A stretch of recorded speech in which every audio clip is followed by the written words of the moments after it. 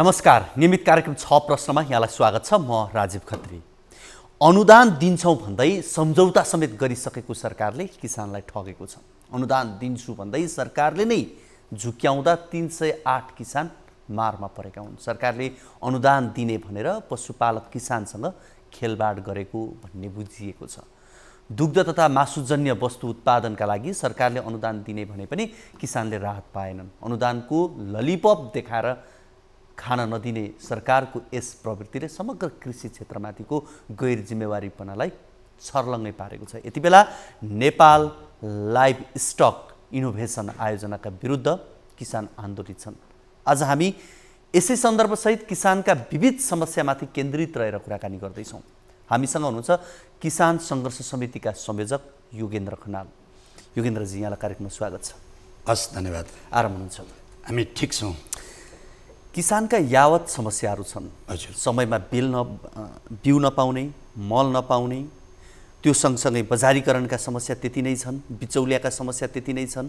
त्यति मात्र होइन, राज्यले दिन्छु भनेको कुरा दिँदैन, वर्षातका कुराहरू, प्राकृतिक विपत्तिका कुराहरू त्यति नै छन्। यी मारका बावजुद पनि यो कृषि प्रधान देश भनिएका देशको किसानले कुन मनोबलले काम गर्छन्? सर्वप्रथम त मैले प्रश्न पार्नुपर्दा यो देशका किसान, यो देशलाई कसैले माया गर्छ भने, यो देशको समृद्धिमा कोही हाँस्न चाहन्छ भने त्यो एउटा किसान हो।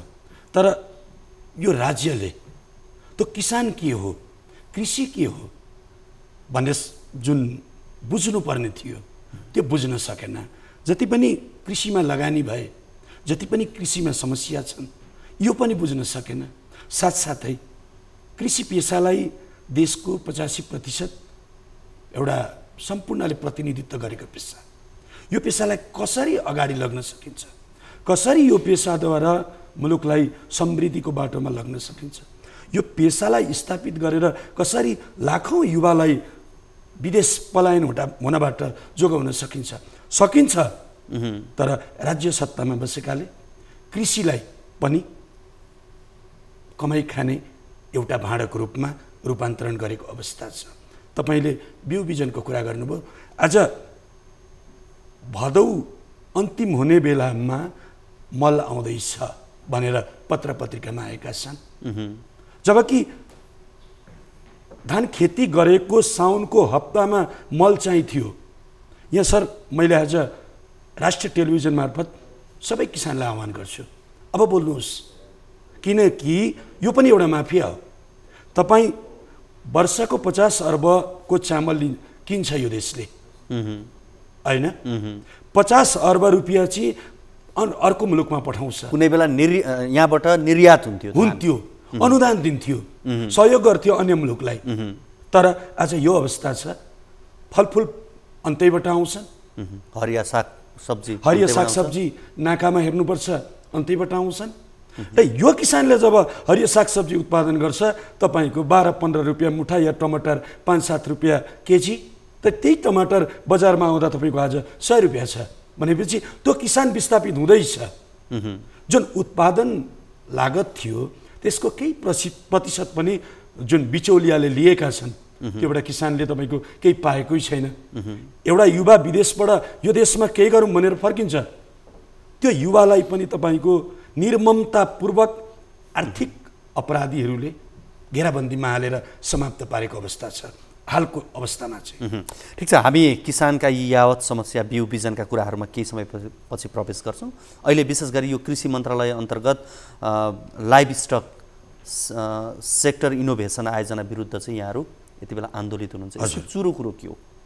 वास्तवमा लाइभ स्टक सेक्टर इनोभेसन आयोजनाले हामीमाथि विभिन्न आह्वान गरेर, पटक पटक प्रतिस्पर्धा गरेर, पटक पटक सूचना निकालेर राष्ट्रिय लेभलमा 2400 भन्दा बढी किसानहरूबाट पूर्ण प्रस्ताव लिएर, होइन, एउटा सिलेक्सन भएको कृषि समूह छ, किसान समूह छ। त्यो चाहिँ विश्व ब्याङ्क र नेपाल सरकार अन्तर्गतको योजना थियो, योजना हो, जसमा चाहिँ ब्याङ्कको ऋण 30% प्रावधान छ, किसानको सोलगानी 20% प्रावधान छ र 50% चाहिँ पूरक अनुदानको प्रावधान छ। यो प्रावधानले पहिलो सेक्सनको काम असार अन्तिममा हामीले सक्यौँ। सक्दाखेरि तपाईँको भुक्तानी लिने बेलामा चाहिँ यो अहिले एउटा तत्कालीन अवस्थामा चाहिँ एउटा स्टे अर्डर जारी भएको छ, सर्वोच्चमा स्टे अर्डर जारी भएको छ। त्यो स्टे अर्डरले चाहिँ जबकि किसानले ब्याङ्कबाट पनि ऋण लिइसके, गोजीको थपथाप गरेर 22-25 लाख लगाइसके, 25-30 लाख रुपियाँ ब्याङ्कको लगानी भइसक्यो, 50-60 लाख रुपियाँ एउटा नर्मल साधारण किसानको डुबिसक्यो। अब भुक्तानी लिएर त्यो बनाएको ठाउँमा तपाईँको गाई हाल्ने हो कि बाख्रा हाल्ने हो कि उत्पादनतर्फ जानुपर्ने बेलामा चाहिँ त्यो भुक्तानी रोकियो। रोकिएपछि किसानसँग अहिले डोरी बोकेर जङ्गल पस्ने अवस्था मात्रै आएको छ, किनकि ब्याङ्कले फोन गर्छ, प्रत्येक महिना उसलाई लाख रुपियाँको तपाईँको किस्ता ब्याज बुझाउनु पर्ने हुन्छ। हामीसँग भएको पुँजी पनि हामीले यही लगानीको प्रोजेक्टमा लगाइसक्यौँ। हामी किसानसँग 18-20 लाख निकालेर सो लगानी गर्नु भनेको नेपालको जुन अवस्था छ, मामुली अवस्था थिएन, तीमाथि तपाईँको आर्थिक मन्दी छ, अर्थतन्त्र। यो मलाई अलिकति यो भनिदिनुहोस् त, यो 308 जना जो सेलेक्ट हुनुभयो यो आयोजना अन्तर्गत, उहाँहरू कसरी यो छानिनु भयो, सेलेक्ट कसरी हुनुभएको? यो सिलेक्सन विधि हो, सिलेक्सन विधि के थियो अनि टोटल किसानहरू कति थिए जसले आवेदन दिएका थिए? यो तपाईँको प्रथम पटक 2077 साल माघ 19 गते गोर्खापत्र लगायत राष्ट्रिय मिडिया अन्तर्गत एउटा बोलपत्र आह्वान भएको थियो। यो विधिमा तपाईँहरू आउनुहोस्, यो लिगल प्रोसेसबाट आउनुहोस्। कार्यविधिमा के थियो भने ब्याङ्कको आशय पत्र सुरुको प्रस्तावमा थिएन, होइन, हामीले प्रोपोजल पेश गऱ्यौँ। पेश गरेपछि जमिनी स्तरमा मूल्याङ्कन भयो, ती किसानले कस्तो काम गर्दैछन्, त्यो किसानको क्षमता कति हो, उहाँहरूले प्रत्यक्ष जमिनी स्तरमा गएर प्रमाणितकरण गरेर 2400 किसानको आवेदन परेको छ। देशभरिका तपाईँको 289 पालिकाहरूमा 2400 बढीको 28वटा जिल्लामा 2400 बढीको किसानको आवेदन पर्दा चाहिँ योजनाले छानेर उहाँहरूले यति लगानी गर्न सक्नुहुन्छ, उहाँहरूको यति क्यापासिटी हो, उहाँहरूले कृषि यसरी अगाडि बढाउनु हुँदैछ भनेर पूर्ण मूल्याङ्कन पछि लगभग 700 किसानलाई चाहिँ पूर्ण प्रस्तावको आवेदनको अर्को पत्र आयो। यानि कि पहिलो चरण पास गरेर दोस्रो चरण, र यो पहिलो चरण सेक्सनको छानबिन यति लामो थियो, 9 महिना छानबिन भएको छ। हेर्नुहोस् है, 9 महिना चाहिँ प्रमाणितकरणमा लागेको छ पहिलो सेक्सनको।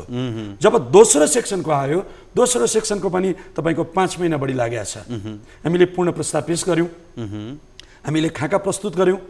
हामी नेपालको कृषिलाई यसो गर्छौँ है, यसो गर्दा चाहिँ यो सक्सेस हुन्छ भन्ने हामीले भिजन प्रस्तुत गऱ्यौँ।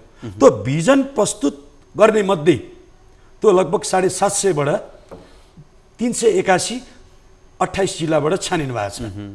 त्यो तपाईँको प्रष्टसँग पटक 13 महिना लामो प्रक्रियाबाट छानिनुभएका किसानहरू हुनुहुन्छ। तर लक्षित वर्ग, लक्षित गरिएका किसानहरू जसले पाउनु पर्थ्यो उनीहरू यो कार्यक्रममा सहभागी हुन सकेनन्, र जसले पाए अधिकांश चाहिँ किसान भन्दा नि गैर किसानहरूले पाए भनेर भनिएको छ कि यो सन्दर्भमा मैले छातीमा हात राखेर बोल्नुपर्दा यो देशमा योभन्दा अगाडि जति पनि अनुदानका प्रोजेक्टहरू थिए, अनुदान प्राप्त गर्ने कृषि फर्महरू थिए, तिनले चाहिँ एउटा ब्यागमा आफ्नो सम्पूर्ण डकुमेन्ट्स बोक्थे र आफ्ना संरचना पनि त्यही ब्यागमा बोक्थे। पछि भएका गाईहरू पनि त्यहीँ हाल्थे झोलाभित्र, बाख्रा पनि त्यहीँ हाल्थे, आफ्ना जमिनी स्तरका सम्पूर्ण प्रोजेक्ट त्यहाँ हालेर मन्त्रालय चार्थे के। किनकि यो कार्यविधि जुन छ तपाईँको ब्याङ्कलाई जोडेको छ नि, यहाँ ब्याङ्कले त त्यतिकै झोले किसानलाई त ब्यागमा बोकेर हिँड्नेलाई त कृषि लोन, सब्सिडी लोन प्रवाह गर्दैन। ब्याङ्कले त पटक पटक आफ्नो प्रावधान अन्तर्गतको जमिनी स्तरको मूल्याङ्कनको आधारमा 30% लोन दिने हो किसानले गरेको प्रोजेक्टको आधारमा। भोलि के हुन्छ त ब्याङ्कलाई थाहा छैन, ब्याङ्कले त किसानसँग सम्झौता गर्ने हो नि।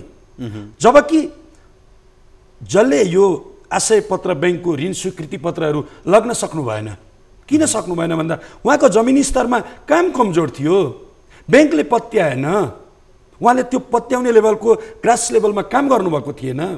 उहाँहरूको योभन्दा अगाडिका अनुदान चाहिँ झोलामा हुन्थे, जुन टेबलमा लगेर पोख्नुपर्ने थियो सडक्क पोखिदिनुहुन्थ्यो, आफ्ना बाख्राहरू बाहिर निकाल्नुहुन्थ्यो, आफ्ना गाईहरू बाहिर निकाल्नुहुन्थ्यो, जमिनी लेभलमा विभिन्न खेती गरिएका झोलामा हुन्थे। किनकि यत्रो अनुदान आइरहँदा, यत्रो राज्यले तपाईँको अनुदान भन्छ, किसान त्यही छ। वास्तविक किसान तपाईँको अनुदानको नाममा किसानका टाउका बेचिएर किसान पीडितका पीडित छन्। बजार छैन, उत्पादन छैन, तपाईँको बजार मरितरी बजार ल्याउने प्रयत्नमा किसान लागेका हुन्छन्। अब किसानलाई यस तरिकाले बाध्य पारिन्छ। हामी आज सडकमा छौँ। अहिले सर्वोच्चले यही कुरामा अन्तरिम आदेश दिएको हो। सर्वोच्च को टीका टिप्पणी मैले सम्माननीय अदालतको टीका टिप्पणी गर्नुपर्दा ठिक छ, मुद्दा त विचाराधीन छ, त्यसले पछि अन्तिम फैसला के गर्छ त हेर्न बाँकी छ। तर अहिलेसम्मको अवस्था हेऱ्यो भनेदेखि चाहिँ मुद्दा पनि त्यही विषयमै परेको, वास्तविक किसान लक्षित वर्गले पाएनन् भन्ने नै हो। यो प्रोजेक्टको म्याच चाहिँ कहिलेसम्म छ? यो डिसेम्बर 22 भनिएको छ। यसलाई थप गरेको कुरा योजना प्रमुखले जानकारी गराइसक्नुभयो। तर सर्वोच्चमा जुन मुद्दा पर्यो नि, सर्वोच्चमा जुन आशयको साथ मुद्दा हालिएको छ, हामी त किसान हौँ। हामीले के भन्दैछौँ भने सर्वोच्चले पनि एउटा कमिटी गठन गरोस्, के हस्तक्षेप गरोस्, स्वतन्त्र न्यायालयले हस्तक्षेप गरोस्। 381 किसान मध्ये जसले भुक्तानी माग्दै आउनुभएको छ उहाँहरूको जमिन स्तरमा गएर काम हेरोस्। 6 महिना लागोस्, कमसेकम हामीले दुःख पायौँ। तर यो देशका थप किसान मर्नु हुँदैन। तर आयोजनाको म्याच सकिन लाग्यो, न्यायालयले कहिले फैसला गर्छ त ठेगान छैन अझै। यो विषय अदालतले पनि गम्भीर भएर सोच्नुपर्छ। किनकि कहिलेकाहीँ सत्य पीडित हुन्छ। जसले बोल्न जान्यो चामल बेचेका छन्। मैले भने अघि नै, बोल्न जान्नेले त बाख्रैमा गाई बोकेर पनि हिँडेका थिए नि, के अरे झोलैमा गाई बोकेर हिँडेका थिए। तपाईँको झोलामा कृषि क्रान्ति गरिरहेका थिए, तर जमिनमा थिएन। आज सर्वोच्चले जाग्नुपर्छ, नागरिक जाग्नुपर्छ। हामी जे भन्दैछौँ, हामीले पैसै पाउनुपर्छ भन्ने होइन, तर यो देशमा भएका पीडित किसान छन्, न्याय ढिलो दिनु पनि अन्याय हो भन्छ। अन्याय हो। किनकि म एउटा युवा 50 लाख खर्च गरेर अस्ट्रेलिया जान सक्थेँ, जापान जान सक्थेँ, अमेरिका जान सक्थेँ। यो देशको सबैभन्दा दुखी पेसामा, किनकि म यो माटोलाई माया गर्छु नि, म जस्ता माटोलाई माया गर्ने युवाहरू आज पनि देशमा छन्। भोलि सोच्दैछन् सरकारको यस्ता खालका प्रोग्राम अन्तर्गत ती युवा नफसुन्, ती ऊर्जाशील समयलाई यस्तो झन्झटिलो। म आज काठमाडौँ छु, मेरो लाखौँको नोक्सान हुँदैछ। वास्तवमा म किसानले यहाँ आएर यो टेलिभिजनमा आएर हारगुहार गर्नुपर्ने होइन नि, राज्यले मलाई खोज्नुपर्ने हो कि तपाईँको समस्या के हो, कसरी यसलाई उन्नतिको बाटोमा लग्न सकिन्छ, कसरी यसलाई स्वाधीनताको मार्गमा लग्न सकिन्छ। जस्तो अहिले तपाईँहरूको कृषि व्यवसाय त सञ्चालन भइरहेकै छ, सम्झौता अनुसारको रकम आएन, त्यो सहयोग भएन भन्ने कुरा फरक होला। यसले तपाईँहरूको व्यवसायमा के फरक पर्छ र जे गरिरहनु भएको छ त? हामी जुन स्केलमा काम गरेका थियौँ, योजनापछि हामीले बृहत सोच बनायौँ है। योजना म जस्तै 50वटा गाई पाल्थेँ भने योजनाले 30वटा पाल्दाखेरि 80वटाको टार्गेट लिएर म चलेँ। अहिले तपाईँको त्यही संरचना निर्माणको लागि मैले तपाईँको लगभग 34-35 लाखको त संरचनामा काम गरेँ। त्यो त सहयोग आइसकेपछि गर्नु पर्थ्यो होला नि त। कतिपय अवस्थामा चाहिँ यहाँबाट ऋण आउँदैछ भनेर दसैँ मानेको भने यस्तो कुरा भयो क्या। यो त यस्तो हामी काम गरिरहेको थियौँ, तर जुन हामीले धान्न नसक्नेको अहिले थप यो ऋणको बोझ बोक्यो। हाम्रो जति उत्पादन थियो पहिला, हामी यो देशमा हाँस्न मात्रै सक्थ्यौँ दुःखले। तर यो ऋण आइसकेपछि चाहिँ किसानसँग, जस्तै नयाँ किसानहरू पनि हुनुहुन्छ होइन, उहाँहरूले चाहिँ तपाईँको पहिला एउटा पुरानो तरिकाले पालिरहनु भएको थियो, गरिरहनु भएको थियो। उहाँहरूलाई त ऊर्जा आयो नि, राज्यले तपाईँ 25 लाख निकाल्नुहोस्, तपाईँलाई म 25 दिन्छु, तपाईँ चाहिँ वृहत गरेर 5 जना कर्मचारी राखेर काम गर्नुहोस् भनेर अफर दिँदा काम गर्ने मनस्थिति भएको मान्छे त काम गर्न आउँछ नि मैदानमा। होइन, तपाईँको योजनालाई उहाँहरूले लगानी गर्ने भनेर आयोजना, तपाईँहरूको योजनालाई लगानी गरेको हो नि त कम्तीमा। हो, त्यो लगानी भनेको कुरा त कम्तीमा पैसा आइसकेपछि गर्नुभएको भए आज तपाईँहरूलाई यो समस्या त हुँदैन। यस्तो अघि मैले त्यो झोलामा गाई बोक्ने भने नि, यो योजना नेपालको अहिलेसम्म एउटा नवीनतम, किनकि यो प्रोजेक्टले जुन कार्यविधि अपनायो, म योजना प्रमुखलाई यहाँबाट धन्यवाद दिन्छु। किनकि उहाँले ब्याङ्कसँग जोड्नुभयो, किसानको हैसियतसँग जोड्नुभयो। सम्पूर्ण कुरो केलाएपछि 13 महिना लामो अनुसन्धानपछि यो किसानलाई योजना दिँदाखेरि यो योजना चाहिँ यो क्षेत्र चाहिँ परिवर्तन भएर जान्छ, सकारात्मक बाटोमा अगाडि बढ्छ भनेर जुन मूल्याङ्कन गरियो यो राम्रो पक्ष हो। किनकि तपाईँको कागजहरू त 5-7 दिनमा बनाउँछन् यहाँ, होइन? सबै कुरो माफियाको हातमा छ। यो डकुमेन्ट्स बनाएर कुद्नु कुनै ठुलो कुरो होइन। तर यो योजनाले चाहिँ अहिले वास्तविक किसानको पहिचान गरेर, म अझै भन्छु सर्वोच्च अदालतमा, मेरो अरू टिका टिप्पणी छैन, तर जुन प्रकारको अन्तरिम आदेश जारी भयो, मैले हेरेँ अघिको तपाईँको लक्षित वर्ग भनिएको छ, मैले वर्ल्ड ब्याङ्कको डकुमेन्ट्स पनि हेरेँ, प्रष्ट छ, इन्टरप्राइज भनेको छ है। संशोधन भएको कार्यविधि पनि हेरेँ नेपाल सरकारबाट पटक पटक पास भएको, स्पष्ट निजी फर्महरू भनिएको छ। हजुरले वेबसाइट मार्फत या त योजना कार्यालयले यहाँ पक्कै पठाइसकेको छ। त्यो प्रत्येक डकुमेन्ट्समा निजी किसान लक्षित वर्ग भनेको छ, होइन? अब अर्को हजुरमाथि यो चाहिँ ट्र्याक बाहिरको कुरा, यो प्रतिस्पर्धा गरौँ न कि कुन चाहिँ सहकारीले यो देशको आर्थिक व्यवस्था धानेको छ, कृषि क्षेत्र धानेको छ। निजी लगानी कति छ आज म भन्दैछु, यो योजना मार्फत 1,40 करोड किसानको डुबेको छ। ब्याङ्क ऋण मार्फत तपाईँको 90 करोड आज किसानले भार बोकेका छन्, बोकिसकेका छन्, र बाँकी तपाईँको 40-50 करोड रुपियाँ किसानले निजी लगानी गरेका छन्। सो लगानी यो छनौटमा परेका किसानले कति पाउँथे? 50% आफूले गरेको अनुबन्ध, आफ्नो तपाईँको प्रतिस्पर्धामा आएको जुन एउटा तपाईँलाई परेको प्रोजेक्ट छ, मलाई परेको प्रोजेक्ट छ। जस्तो तपाईँको प्रोजेक्टको कुरा गरौँ, तपाईँले पाउनु मैले पाएको 87 लाखको मेरो प्रोजेक्ट हो। 87 लाखमा 43,71,000 मेरो लगानी, त्यो लगानी मैले गरिसकेको छु। अब तपाईँको उसले के गरेको छ यो योजनाले भने, तिमी काम गर, तिम्रो काम हेर्छौ अनि मात्रै पैसा दिन्छौ। यो योजनाको कार्यविधि गलत छैन। तिमी कामै नगरी पैसा लैजाऊ अनि तपाईँको योभन्दा अगाडि चाहिँ जापान अस्ट्रेलिया भागा, या त पलायन भएर जाऊ, या त फर्म बन्द गरेर डकुमेन्ट्स मोबाइलको सिम फेरेर तिमी काठमाडौँमा बस। यो योजनाको कार्यविधिमा यो सब छैन योचोटि। हुन्छ, हामी यो कुराकानीलाई निरन्तरता दिनेछौँ। कार्यक्रममा यति बेला भने पालो भएको छ छोटो ब्रेकको।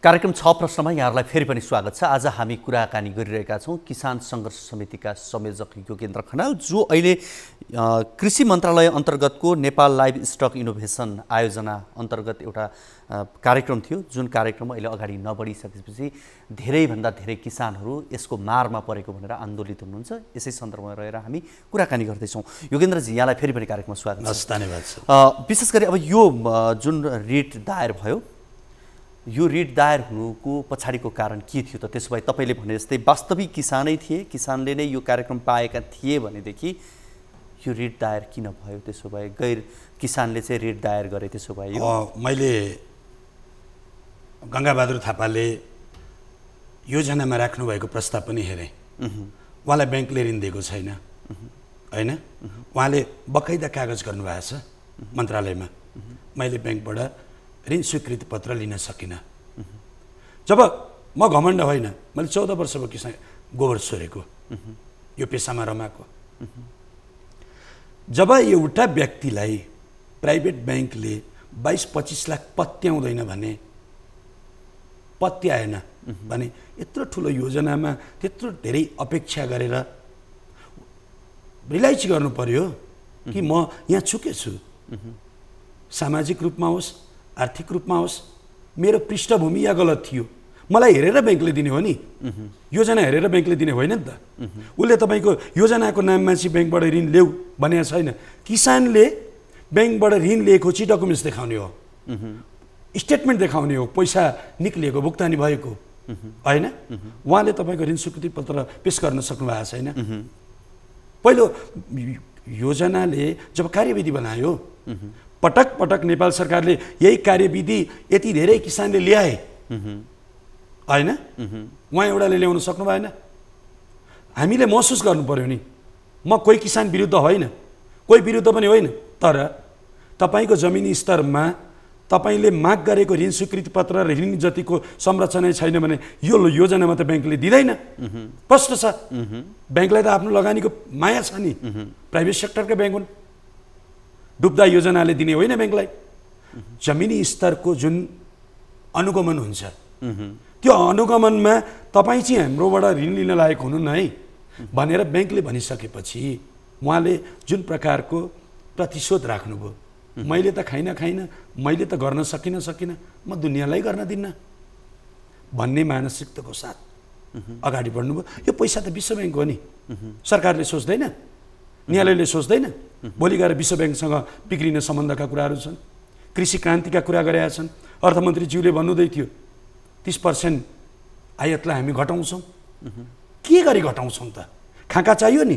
यो देशका युवाले सोध्दैनन्, पत्रकार मित्रहरूले सोध्नु पर्यो कि 30% घटाउने चाहिँ कसरी? भाषण र तपाईँको रोस्टममा घटाएर त भएन, जमिनमा उत्पादन चाहियो।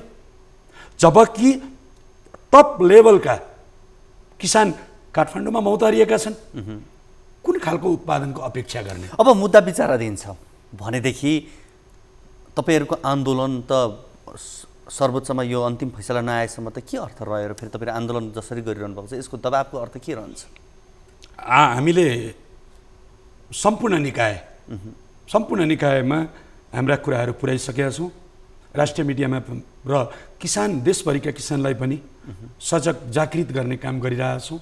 र किसान आन्दोलन भनेपछि अन्नदाता देवो भव भन्छन्। देवताले कसैलाई मार्दैन, कसैलाई तपाईँको कुटपिट काटमार हुँदैन।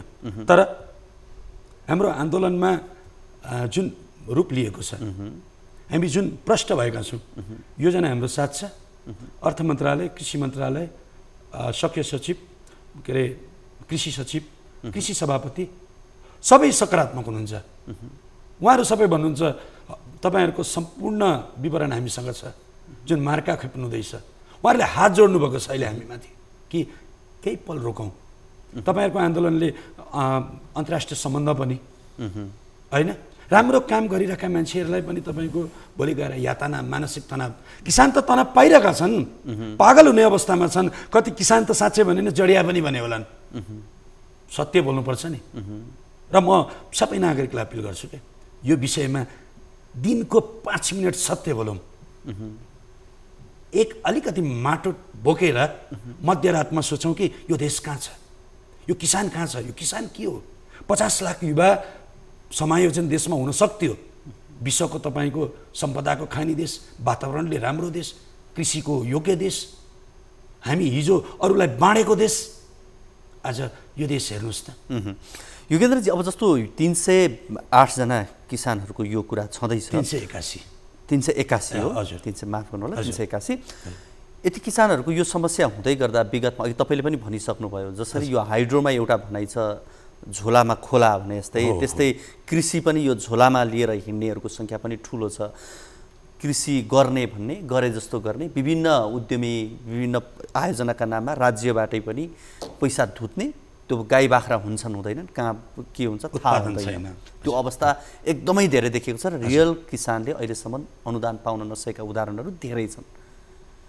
त्यसकारणले पनि तपाईँहरूको यो आन्दोलन, यो तपाईँहरू जसले पाउनुभयो यो प्रति पनि केही आशंका देखियो होला, कसैले गरे होलान् होइन, प्रतिशोध त्यसमा होला तपाईँले भने जस्तो पनि।